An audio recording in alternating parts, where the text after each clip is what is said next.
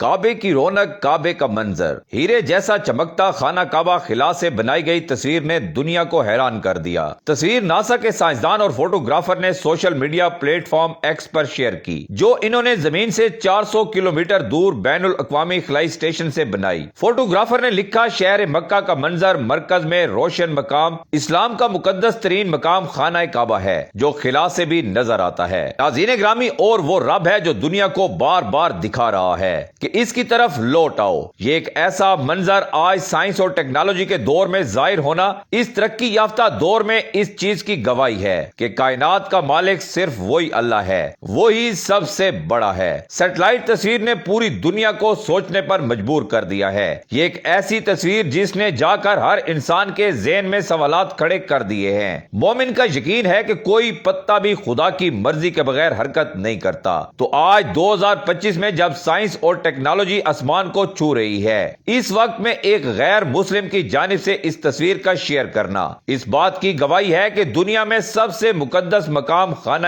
کعبہ ہے۔ اور یہ تصویر آج کے مسلمانوں کو جھنجھوڑ بھی رہی ہے کہ تم لوگ حق پر ہو اور باطل کے خلاف مل کر کھڑے ہو جاؤ اور غم نہ کھاؤ، تم ہی غالب رہو گے اور اللہ کی رحمت سے کبھی مایوس مت ہونا۔ لیکن سوچنے کی بات یہ ہے کہ آج کا مسلمان کہاں کھڑا ہے۔